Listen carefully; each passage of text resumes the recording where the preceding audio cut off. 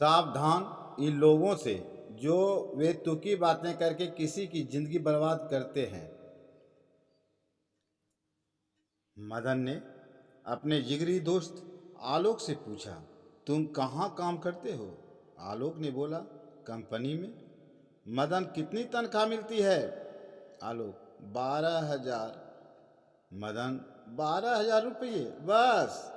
तुम्हारी जिंदगी कैसे कटती है इन पैसों में? आलोक गहरी सांस खींचते हुए, बस यार क्या बताऊं। उसके मन में मदन की बात घूमते रहता था। कुछ दिनों के बाद आलोक अपने काम से बेरुखा हो गया। एक दिन कंपनी मैनेजर से उसने तनख्वाह बढ़ाने की बात कही तो जिसे मैनेजर ने नकार दिया। आलोक ने नौकरी छोड़ दी और बेरोजगार हो गया। पहले उसके पास काम था, अब काम नहीं रहा। दूसरी कहानी बताता हूँ।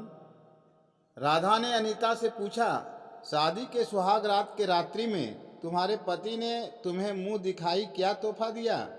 अनीता ने कहा, कुछ भी नहीं।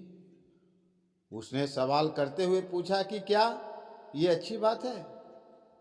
क्या उसकी नज़र में तुम्हारी कोई कीमत नहीं? लफ्ज़ों का ये जहरीला बम गिराकर राधा अनीता को अपनी फिक्र में छोड़कर चलती बनी। थोड़ी देर बाद अनीता का पति घर आया और पत्नी का मुंह लटका हुआ पाया। फिर इसी बात को लेकर दोनों में झगड़ा हुआ, मारपीट हुई और आखिर पति पत्नी में तलाक हो गया। जानते हैं प्रॉब्लम की शुरुआत कहाँ से हुई? उस फिजूल की बातों से जो उसका हाल चाल जानने आई राधा ने कहा था। दूसरी कहानी पुनः मैं कहता हूँ। आनंद मोहन ने राघव से कहा, जो अपने बेटे से अलग रहता था, तुम्हारा बेटा तुमसे बहुत कम मिलने आता है, क्या उसे तुमसे मोहब्बत नहीं रही? राघव ने कहा, बेटा ज़्यादा व्यस्त रहता है, उसका शेड्यूल बहुत सख्त है, उसके बीवी बच्चे हैं, उसे बहुत कम वक्त मिलता है। आनंद मोहन ने बोला, वाह, यह क्या बात हुई?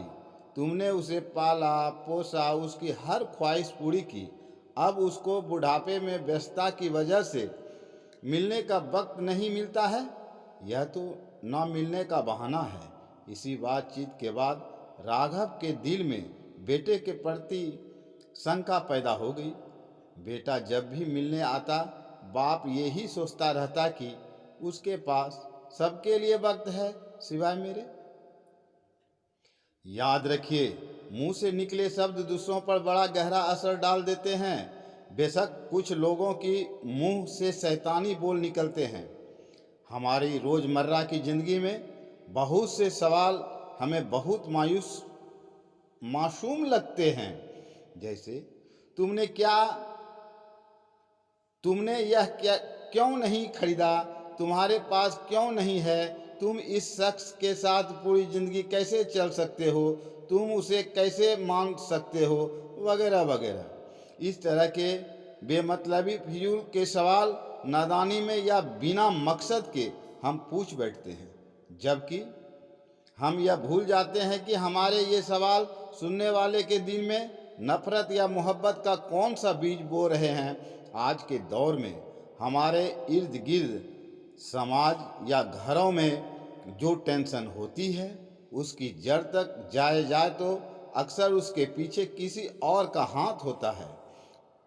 वो ये नहीं जानते कि नादानी में या जानबूझकर बोले जाने वाले बात किसी की ज़िंदगी को तबाह कर सकते हैं। ऐसी हवा फैलाने वाले हम न बने।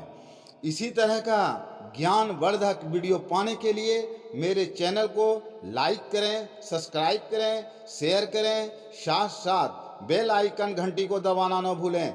धन्यवाद।